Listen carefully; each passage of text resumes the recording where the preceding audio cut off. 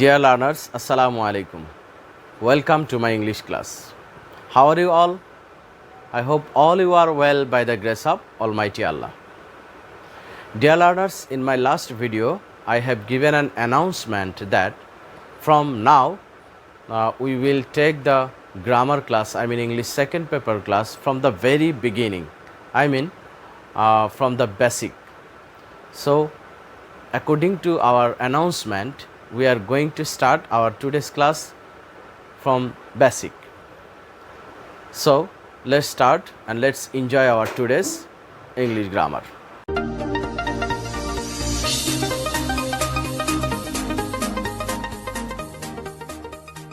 So, we are going to start our lecture 1 and today's topic is sentence. Dear learners, what is sentence? First, I would like to say that what is sentence? Dear learners, প্রথমে আমরা দেখে নেই rain and Martin sentence সম্পর্কে বা সেন্টেন্সের ডেফিনেশনে তিনি কি বলেছেন।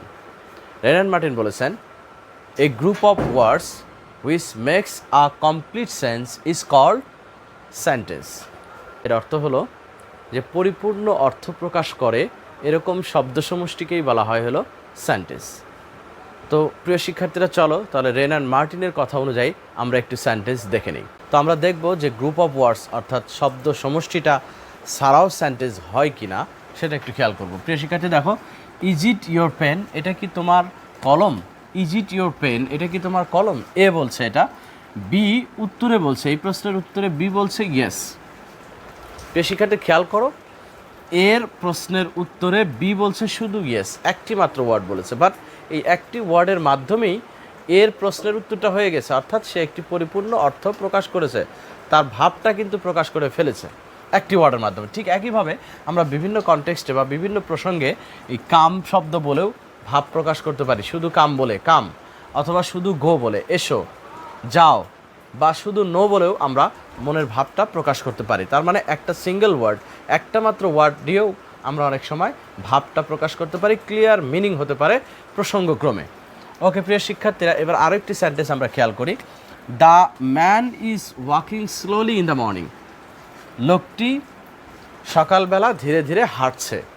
তো এখানে লোকটি সকালবেলা ধীরে ধীরে ওয়াকিং করছে বা হাঁটছে, যেহেতু এটি একটি পরিপূর্ণ অর্থ প্রকাশ করে এবং একটি আমরা বুঝতেই পারছি এটা একটি সম্পূর্ণ অর্থ, মনের ভাব প্রকাশ করে দিচ্ছে, সুতরাং এটি একটি সেন্টেন্স। বাট এখান থেকে আমরা যদি শুধু বলি দ্য ম্যান ইজ ওয়াকিং, অর্থাৎ দ্য ম্যান ইজ ওয়াকিং, এই অংশটুকু নিয়ে আমরা লিখে ফেলি দ্য ম্যান ইজ ওয়াকিং, লোকটি হাঁটছে, সেক্ষেত্রেও কিন্তু পরিপূর্ণভাবে অর্থ প্রকাশ না করলেও একটা ক্লিয়ার মিনিং দিচ্ছে বা পরিপূর্ণ একটা অর্থ প্রকাশ করছে।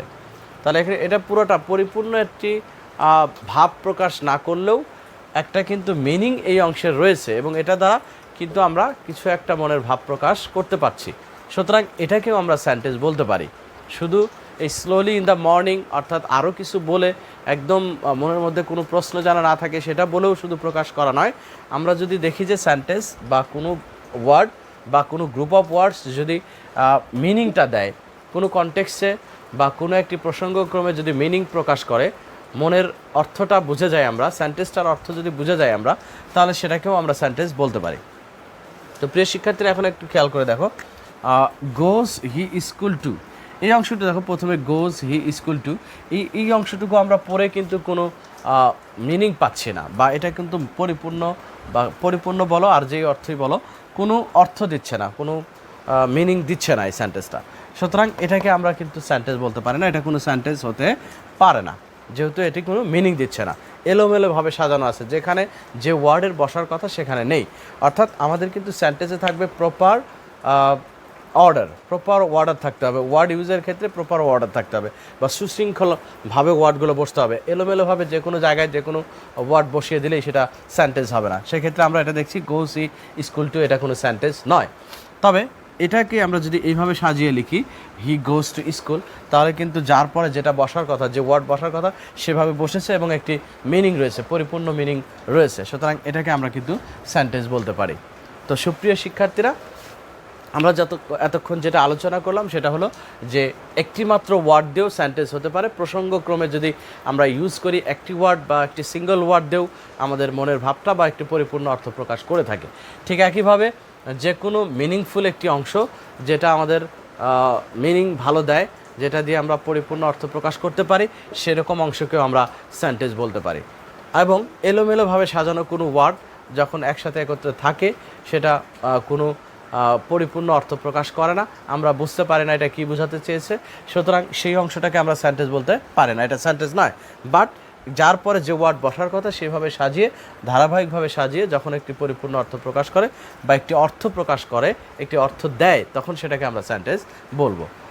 এতক্ষণ যে বিষয়গুলো আলোচনা করলাম এই বিষয়গুলো মাথায় রেখেই পিসি দাস তার applied English grammar and composition বইতে তিনি বলেছেন, a word or a group of words having a clear meaning in a given context is called sentence। অর্থাৎ কোনো শব্দ বা শব্দ সমষ্টি কোনো একটি প্রসঙ্গে যখন পরিপূর্ণ অর্থ প্রকাশ করে বা অর্থ দেয় তখন সেটাকে সেন্টেন্স বলে। সো প্রিয় শিক্ষার্থীরা বুঝতেই পারছো সেন্টেন্স তাহলে কি। আবারও বলছি, যখন কোনো শব্দ বা একটু দেখে নেই আমরা, যখন কোনো শব্দ বা শব্দ সমষ্টি কোনো একটি প্রসঙ্গে পরিপূর্ণ অর্থ প্রকাশ করে তখন সেটাকে সেন্টেন্স বলে। আশা করি সেন্টেন্স কাকে বলে এই বিষয়টি তোমাদের এখন পরিষ্কার। প্রিয় শিক্ষার্থীরা, বেশিরভাগ সেন্টেন্স যেগুলো আমরা ব্যবহার করি বা বলে থাকি সেই সেন্টেন্সগুলোতে দুটি অংশ থাকে। একটিকে বলা হয় সাবজেক্ট, আমরা একটু পরিপূর্ণভাবে লিখে নিই যেটাকে সাবজেক্ট বলে, এবং আরেকটি অংশকে বলা হয় প্রেডিকেট। তাহলে আমাদের প্রত্যেকটা সেন্টেন্সের প্রায় দুটি অংশ থাকে এবং সেটার একটা হলো সাবজেক্ট এবং আরেকটি হলো প্রেডিকেট। তো আমরা এবার দেখে নিব যে প্রেডিকেট এবং সাবজেক্ট এটা কাকে বলে এবং কোনটা সাবজেক্ট এবং কোনটা প্রেডিকেট। এবার দেখব সাবজেক্ট সম্পর্কে বা সাবজেক্ট কাকে বলে এটা সম্পর্কে রেন অ্যান্ড মার্টিন কি বলেছেন। তিনি বলেছেন, the part which names person or things we are talking about is called subject of the sentence. অর্থাৎ কোনো সেন্টেন্সের যে অংশ সম্পর্কে আমরা কিছু বলি, যে পার্ট বা যে অংশ সম্পর্কে, যে বস্তু বা প্রাণী সম্পর্কে, যে ব্যক্তি সম্পর্কে আমরা কিছু বলি, সেই ব্যক্তি বা বস্তুটাকে বলা হয় হলো সাবজেক্ট। আবারও বলছি, যে সেন্টেন্সের যে অংশ সম্পর্কে কিছু বলা হয় সেই অংশটাই মূলত সাবজেক্ট। যেমন এখানে এ বয় রয়েছে এবং এই বয় সম্পর্কে আমরা বলছি lived in a village. A boy lived in a village, বালকটি এই গ্রামে বাস করে, একটি গ্রামে বাস করে। তো এই একটি গ্রামে বাস করে এটা কিন্তু বালকটি সম্পর্কে বলা হচ্ছে। সুতরাং যেহেতু এই বালক সম্পর্কে এই সব কিছু বলা হচ্ছে, সুতরাং এই বালকটা হলো আমাদের সাবজেক্ট। এবার আমরা দেখব প্রেডিকেট সম্পর্কে রেন অ্যান্ড মার্টিন কি বলেছেন। প্রেডিকেটটা কি? রেন অ্যান্ড মার্টিন বলেছেন প্রেডিকেট হলো আসলে the part which tells something about the subject is called predicate. অর্থাৎ সেন্টেন্সে সাবজেক্ট সম্পর্কে যা কিছু বলা হয় সেটাই হলো প্রেডিকেট। আশা করি বিষয়টি ক্লিয়ার। এবার একটু দেখো, সাবজেক্ট রয়েছে এ বয়, এই বয় সম্পর্কে বলা হচ্ছে লিভড ইন এ ভিলেজ। অর্থাৎ সাবজেক্ট সম্পর্কে যা কিছু বলা হচ্ছে এই অংশটুকু বলা হচ্ছে আমাদের প্রেডিকেট। আশা করি তোমরা বিষয়টি ক্লিয়ার হয়েছ। তাহলে সেন্টেন্সে যার সম্পর্কে বা যে বস্তু সম্পর্কে, যে বিষয় সম্পর্কে কিছু বলা হয় সেই বিষয়টিকে বা বস্তুকে বা ব্যক্তিকে বলা হয় হলো সাবজেক্ট, এবং সাবজেক্ট সম্পর্কে যা কিছু বলা হচ্ছে সেই অংশটুকু বলা হয় প্রেডিকেট। সেন্টেন্সে এই দুটি পার্ট আমাদের রয়েছে। প্রিয় শিক্ষার্থীরা, এখানে কিন্তু সিট ডাউন রয়েছে, এটাও কিন্তু একটি সেন্টেন্স, এবং এই সিট ডাউনে এখানে সাবজেক্ট উজ্জ রয়েছে, সাবজেক্টটা ইউ উজ্জ রয়েছে, অর্থাৎ এটা কিন্তু এখানে প্রদর্শন করা হচ্ছে না। Sit down imperative sentence, verb দিয়ে শুরু হয়েছে, যেখানে এখানে সাবজেক্টটা উজ্জ করা রয়েছে, এটাও কিন্তু একটি সেন্টেন্স। সুপ্রিয় শিক্ষার্থীরা, এতক্ষণ সেন্টেন্স সম্পর্কে যা আলোচনা করলাম তা হয়তো তোমরা বুঝতে পেরেছো। যদি কোনো প্রবলেম থেকে থাকে তাহলে অবশ্যই কমেন্ট সেকশনে তোমরা জানাবে। প্রিয় শিক্ষার্থীরা, সেন্টেন্সের ডেফিনেশন সম্পর্কে আলোচনা করেছি আজকে, সেন্টেন্সের দুটি পার্ট সম্পর্কে আলোচনা করেছি, সাবজেক্ট এবং প্রেডিকেট নিয়ে, এবং আগামীতে কোনো একটি লেকচারে আমরা সেন্টেন্সের বিস্তারিত আলোচনা করব, অর্থাৎ ক্লাসিফিকেশন অফ সেন্টেন্স নিয়েও আলোচনা করব, এবং আমরা আগামী লেকচার অর্থাৎ লেকচার 2-তে আমরা পার্টস অফ স্পিচ নিয়ে আলোচনা করব। সে পর্যন্ত ভালো থেকো, সুস্থ থেকো, আল্লাহ হাফিজ, আসসালামু আলাইকুম।